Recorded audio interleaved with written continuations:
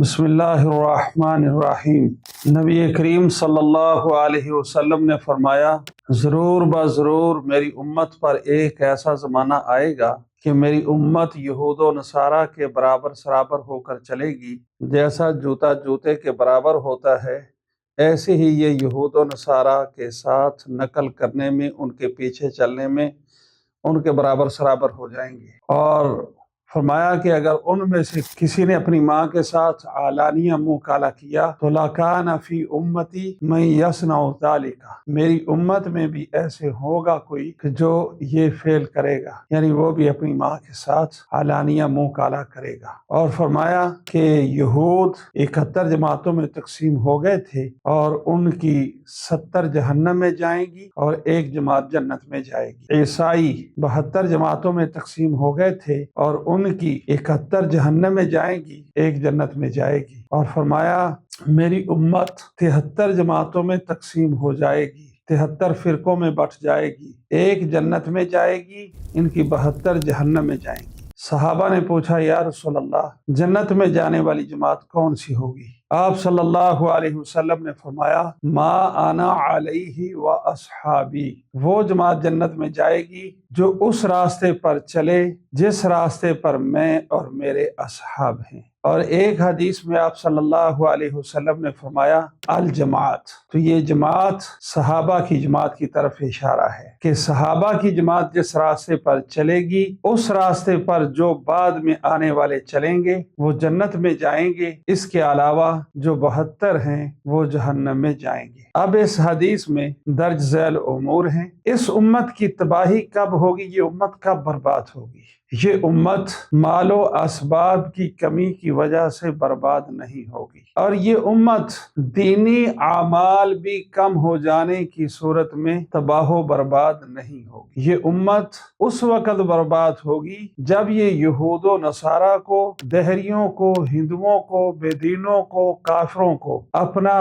پیشوا بنا لیں گے، اپنا رہبر و رہنما بنا لیں گے، ان کی نقل کریں گے، ان کی پیروی کریں گے، ان کے پیچھے چلیں گے۔ اس وقت یہ امت تباہ و برباد ہو جائے گی، جیسا کہ آج ہم دیکھ رہے ہیں کہ سیکولر اور لیبرل دین سے بیزار قسم کے مسلمان امریکہ اور یورپ کی نقل اتارنے میں، ان کے پیچھے چلنے میں، ان جیسا بننے میں، ان جیسا لباس پہننے میں، ان جیسی شکل بنانے میں، ان طرح کے کام کرنے میں فخر محسوس کرتے ہیں اور ان کی نقل کر کے اپنے آپ کو بڑا سمجھتے ہیں۔ جیسا کہ حدیث مبارکہ میں آیا کہ اگر ان میں سے کسی نے علانیہ طور پر اپنی ماں کے ساتھ منہ کالا کیا تو میری امت میں بھی ایسے بدبخت ہوں گے جو اپنی ماں کے ساتھ علانیہ یہ فعل کریں گے۔ جب امت اس درجے تک یہود و نصارہ کی نقل شروع کر دے گی، ان کی پیروی شروع کر دے گی، تو یہ امت تباہ و برباد ہو جائے گی۔ آج ہماری تباہی اور بربادی کے جو اسباب ہیں وہ یہی ہیں۔ آج ہم دیکھیں کہ ہر قدم، جیسے فرمایا کہ یہ یہود و نصارہ کے ایسے برابر ہوں گے جیسے جوتے کے برابر ہے۔ آج ہم اس برابری پہ آ چکے ہیں۔ لباس ہمارا ان جیسا، شکل ہماری ان جیسی، نظام تعلیم ان کا نظام ہے، ہمارا تو ہے ہی نہیں ہے۔ عدالتی نظام ان کا ہے، ہمارا تو ہے ہی نہیں ہے۔ تہذیب و تمدن ان کی اپنا کر ہم فخر محسوس کرتے ہیں، معاشرت ان کی، اور زندگی کا ہر شعبہ ہم ان کی نقل کر رہے ہیں، ہر شعبے میں ہم نقل کر رہے ہیں۔ تو یہ جس وقت امت یہ شروع کر دے گی، اس وقت پھر یہ امت تباہ و برباد ہے، اس کو برباد کرنے کی کسی چیز کی ضرورت نہیں رہے گی۔ اور دوسری بات اس میں جو فرمائی وہ امت کی تقسیم اور امت کا فرقوں میں بٹ جانا ہے۔ یہ امت حضرت عثمان غنی رضی اللہ تعالی عنہ کی شہادت سے پہلے متحد تھی، اتفاق تھا امت میں صرف ایک ہی جماعت تھی۔ جب حضرت عثمان غنی رضی اللہ تعالی عنہ کی شہادت ہو گئی تو 2 جماعتیں بن گئی۔ ایک جماعت جو حضرت عثمان غنی رضی اللہ تعالی عنہ کے قصاص کا مطالبہ کرنے والی تھی، اور ایک جماعت جنہوں نے حضرت عثمان غنی رضی اللہ تعالی عنہ کو شہید کیا تھا۔ یہ جو شہید کرنے والے تھے یہ سارے کے سارے حضرت علی رضی اللہ تعالی عنہ کے ساتھ ہو گئے، اور یہ پہلی تقسیم ہے۔ اور یہ جو حضرت عثمان غنی رضی اللہ تعالی عنہ کو شہید کرنے والے تھے، یہ حضرت علی کے ساتھ ہوئے اور اپنے آپ کو شیان علی کہلانے لگے۔ اور پھر جس وقت حضرت علی رضی اللہ تعالی عنہ اور حضرت معاویہ رضی اللہ تعالی عنہ کی آپس میں جنگ ہوئی اور تحکیم کا واقعہ پیش آیا، تو اس وقت حضرت علی رضی اللہ تعالی عنہ کے ساتھی پھر دو جماعتوں میں تقسیم ہو گئے، یعنی شیعان علی جو تھے وہ دو جماعتوں میں تقسیم ہو گئے۔ ایک حضرت علی رضی اللہ تعالی عنہ کی اطاعت سے نکل گئے، جن کو خارجی کہتے ہیں، اور وہ خوارج بنے، اور دوسرے جو حضرت علی رضی اللہ تعالی عنہ کے ساتھ رہے وہ اپنے آپ کو شیعان علی کہتے رہے۔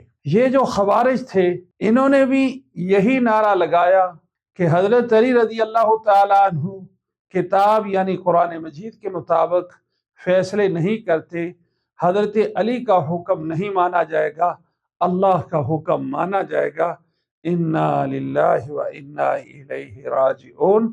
حضرت علی رضی اللہ تعالی عنہ سے زیادہ بھلا قرآن کو کون سمجھنے والا تھا؟ انہوں نے تو نبی کریم صلی اللہ علیہ وسلم کی صحبت کو پایا ہی نہیں تھا، تو حضرت علی رضی اللہ تعالی یعنی اپنے بڑوں پر اعتراض کر دیا تو یہ نکل گئے۔ اور پھر جو شیعان علی تھے انہوں نے تو ایک مکمل دین اسلام کے مقابلے میں گھڑا اور دین اسلام کے مقابلے پر کھڑا کر دیا۔ انہوں نے تو اس حد تک بات کہی کہ حضرت علی رضی اللہ تعالیٰ عنہ کا حکم نہیں مانیں گے، اللہ کا حکم مانیں گے۔ حضرت علی قرآن کے مطابق فیصلے نہیں کرتے، اپنی مرضی سے کرتے، ہم کتاب کے مطابق چلیں گے۔ وہ گمراہ ہو گئے، نکل گئے۔ تو ان حضرات نے تمام اکابر صحابہ کو نقل کفر نہ باشد، ان پر کفر کے فتوے لگائے، ان کو کافر کہا۔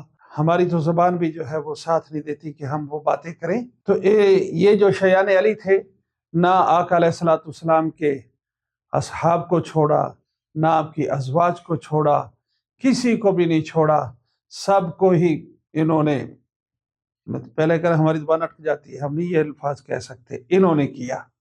اور پھر وہ تقسیم در تقسیم ہوتی چلی گئی اور آج تک جو امت میں یہ جماعتیں بنتی چلی گئی۔ ان کے مقابلے میں ایک ہی جماعت تھی، خوارج اور شیعان علی کے مقابلے میں وہ اہل سنت والجماعت لوگ تھے، جماعت کے راستے پر تھے۔ اور تیسری بات یہاں سے یہ ہے کہ صحابہ نے پوچھ لیا جی وہ جو نجات پانے والی جماعت ہے وہ کون سی ہوگی؟ تو آپ صلی اللہ علیہ وسلم نے فرما دیا ما انا علیہ و اصحابی، وہ جماعت جو اس راستے پر چلے گی جس راستے پر میں اور میرے اصحاب ہیں۔ یہاں سے اب پتہ یہ چلتا ہے کہ اصحاب پیغمبر صلی اللہ علیہ وسلم معیار حق ہیں، ان کا ایمان معیار ہے، ان کے اعمال معیار ہیں، اور وہی جماعت نجات پائے گی جو صحابہ کی پیروی کرے گی، صحابہ کے پیچھے چلے گی۔ اور جن لوگوں کے نزدیک صحابہ پیغمبر صلی اللہ علیہ وسلم حجت ہی نہیں، معیار ہی نہیں، اور بلکہ وہ تو اصحاب پیغمبر کے دشمن ہیں، تو اصحاب کے پیچھے تھوڑا چلیں گے، وہ تو ان کے پیچھے نہیں چلیں گے۔ تو اصحاب پیغمبر صلی اللہ علیہ وسلم معیار حق ہیں، اصحاب پیغمبر صلی اللہ علیہ وسلم آقا علیہ الصلوۃ والسلام کے شاگرد ہیں، باقی پوری امت کے استاد ہیں، آقا کے وہ مرید ہیں، باقی پوری امت کے وہ پیر ہیں، اور پوری امت کے وہ امام ہیں، پوری امت کو دین پہنچانے والے ہیں۔ جو صحابہ کا راستہ چھوڑ کر کوئی سیدھا راستہ، صراط مستقیم کا راستہ، جنت کا راستہ ڈھونڈے، این خیال است و محال است و جنون است۔